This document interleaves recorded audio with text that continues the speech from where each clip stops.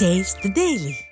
திருச்சி மாநகராட்சி நிர்வாகத்தையும் நிர்வாக திறனற்ற மக்கள் விரோத விடியா திமுகவின் ஸ்டாலின் மாடல் அரசையும் கண்டித்து திருச்சி மாநகர் மாவட்ட கழகத்தின் சார்பில் மாபெரும் கண்டன ஆர்ப்பாட்டம் நடைபெறும் என அதிமுக பொதுச் செயலாளரும் சட்டமன்ற எதிர்க்கட்சி தலைவருமான எடப்பாடி கே பழனிசாமி அறிவித்துள்ளார்.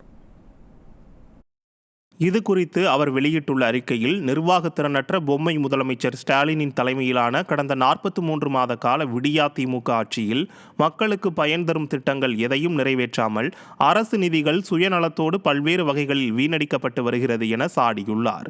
அதேபோல் மக்கள் நிம்மதியுடன் வாழ்வதற்கான அடிப்படை தேவைகளை நிறைவேற்றாமலும் பல்வேறு வரிச் சுமைகளை மக்கள் மீது சுமத்தியும் சர்வாதிகார போக்கோடு இந்த அரசு செயல்பட்டு வருவது மிகுந்த வேதனைக்குரிய விஷயமாகும் என குறிப்பிட்டுள்ளார். அந்த வகையில் திருச்சி மாநகரின் மையப்பகுதியில் ஆமை வேகத்தில் நடைபெறும் பாலப்பணிகளால் ஏற்பட்டுள்ள கடுமையான போக்குவரத்து நெரிசல் ஏற்பட்டு வேலைக்கு செல்பவர்கள், மாணவ மாணவிகள், வியாபாரிகள் என அனைவரும் 3 முதல் 5 கிலோமீட்டர் வரை சுற்றிச் செல்லும் சூழ்நிலை உருவாகியுள்ளதை சுட்டிக்காட்டியுள்ளார்.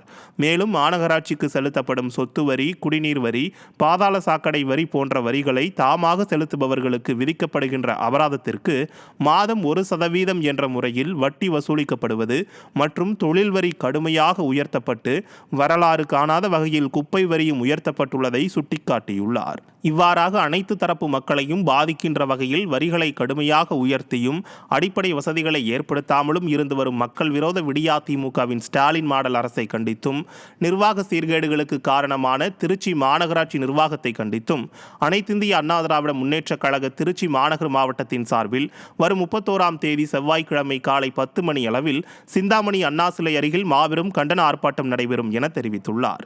இந்த கண்டன ஆர்ப்பாட்டம் மதுரை புறநகர் மேற்கு மாவட்ட கழக செயலாளரும் முன்னாள் அமைச்சருமான RB உதயகுமார் தலைமையிலும், திருச்சி மாநகர் மாவட்ட கழக செயலாளரும் திருச்சி மாநகராட்சி முன்னாள் துணை மேயருமான J. சீனிவாசன் முன்னிலையிலும் நடைபெறும் என குறிப்பிட்டுள்ளார்.